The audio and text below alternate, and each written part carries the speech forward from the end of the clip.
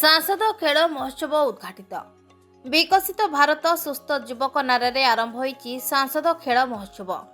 तीर्तोल निर्वाचन मंडली अंतर्गत बिरेडी रघुनाथपुर एवं तीर्तोल ब्लॉक अधीन विद्यालय गुड़िकर छात्र छात्री को नहीं निर्वाचन मंडली स्तरीय एही खेल महोत्सव एमएस एकाडेमी पालंदा खेल पड़िया आयोजित करा मुख्यतः खो खो कबाड़ी फुटबॉल भलीबॉल एवं हैंडबॉल भली प्रभृति खेल गुड़ी सामिल करा सह संपादक विष्णुचंद्र करंक सभापतित्व अनुष्ठित सांसद खेल महोत्सव में मुख्य अतिथि भाव तीर्तोल पंचायत समिति अध्यक्ष मनोज कुमार बेहरा, मुख्य वक्ता भाव में सांसद जिला प्रतिनिधि विवेकानंद होता, सम्मानित अतिथि भाव मणिजंगा स्वास्थ्य केन्द्र सांसद प्रतिनिधि तापस कुमार महांती, राज्य खो खो संपादक आलोक दास, रघुनाथपुर ब्लॉक संपादक सुखदेव जेना, बिरेडी ब्लॉक संपादक रश्मिरंजन दास प्रमुख जोग देथिले।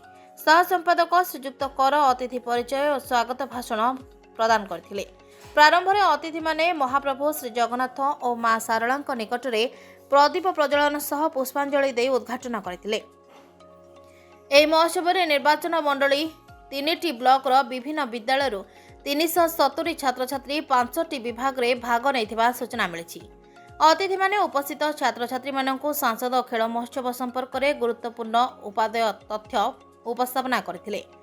एही समस्त कार्यक्रम को गुरु दायित्व भाव में परिचालना करुथिबारु अतिथि माने संपादक आलोक दास को भूयसी प्रशंसा करथिले एवं कृतज्ञता जणाइथिले। आलोक सर को पई एमएस एकाडेमी ओडिशा तथा भारत देश और देश बाहर एक स्थान अधिकार करिपारिछि बोली मुख्य अतिथि और मुख्य वक्ता वक्तव्य उपस्थापना करथिले। एही कार्यक्रम को खेल शिक्षक रवि प्रसाद स्वाई, प्रीतिखिका मोहांती, विष्णुप्रिया बेहरा, प्रियंका बेहरा, संगीता बहादुर, नासिमुद्दीन खां, अविनाश महापात्र, अमूल्य महापात्र, निर्मल चंद्र साहू, विकास चंद्र जेना प्रमुख परिचालन में सहयोग करथिले। एही खेल महोत्सव प्रतियोगिता रे अंशग्रहण करथिबा छात्र छात्री मानक मध्यरु कृतित्व हासिल कले जिला स्तरीय सांसद खेल महोत्सव को उत्तीर्ण होई परिबे बोली सूचना मिलिछि। तीर्तोल मानस कुमार सुतार को रिपोर्ट, प्रतीक्षा न्यूज।